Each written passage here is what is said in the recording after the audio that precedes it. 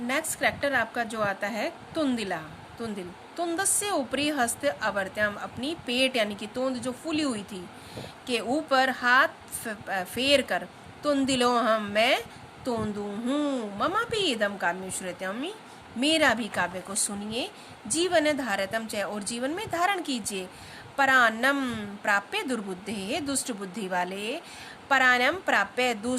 पराय अन्न को प्राप्त करके, माँ शरीरम दयाम करो, शरीर पर दया मत करो, यानी कि पेट भर जाए तो ये नहीं कि पराय अन्न को देखकर आप खाओ मत, लेकिन शरीर पर दया मत करो, खाते रहो। परान्नम दुर्लभम, क्योंकि शरीर में, लोके संसार में, परान्नम दूसरों का अन्न बड़ा दुर्लभ है, शरीराणि पुनः पुनः, शरीर तो दोबारा दोबारा मिलते रहते हैं। सर्वे पुनः अट्टहासम कुर्वती, सभी दोबारा जोर से हंसते हैं। चावर्क नाम का आता है कवि, आम आम हाँ हाँ, शरीर से पोषणम सर्वथा उचितम, शरीर का पोषण तो सर्वथा उचित ही है, यदि धन्यम नस्ति, यदि धन नहीं हो, तदा तब भी ऋणम कृत्यम पौष्टिक पदार्थ एवं भोक्त्यम, तब भी ऋण लेकर के पौष्टिक पदार्थों को भोग करना चाहिए। तथा कथयति चावर्क, तब चावर्क कवि कहता है, यावत जीवते, जब तक जियो, सुखम जीवते, सुख पूर्वक जियो, ऋणम कृत्वा, ऋण लो, उधार लो, घृतम पिबेद, लेकिन घी को पियो। श्रोतारः, जो श्रोतागण होते हैं, सुनने वाले हैं, तरही ऋण से प्रत्यर्पणम कथम, तब उस ऋण को प्रत्यर्पण हम कैसे लौटाएंगे। चावर्क कहता है, श्रुत्यम हम अवशिष्टम, अवशिष्ट यानी कि बची हुई, काव्यम, सुनो मेरा बचे हुए काव्य को, यानी कि कविता को,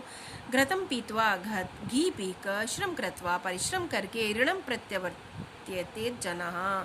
लोगों के ऋण को प्रत्यवर्तित लौटाना चाहिए। काव्य पाठ श्रवण, काव्य पाठ से, काव्य के पाठ को सुनकर प्रेरित हुआ एक है बालक, अभी एक बालक भी अशु कविता, कविता की रचयिता कविता की रचना करता है,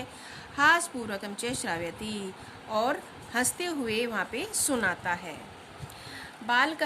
कहता है, श्रुत्याम, सुनो सुनो भो, मम अपि काव्यम, मेरी कविता को भी सुनो, गजाधर कवि चैव तंदुलम, गजधर कवि और तंदुल, भोजलोलुबोर, खाने के लालची तंदुल, कालांतकम तदा वैद्यम, कालांतम, काल समय के हत्या करने वाले, और वैद्य चावर्क को, चे नमाम्यहम, मेरा नमस्कार है, काव्यम श्राव्यति, काव्य को सुनाकर, हा हा करके, इति कृत्वा हस्ति, ऐसे करके हंसता है, अन्य चापी, और दूसरे भी हंसती हंसते हैं, सर्वे गृहम गच्छन्ति, और सब घर को चले जाते हैं। धन्यवाद।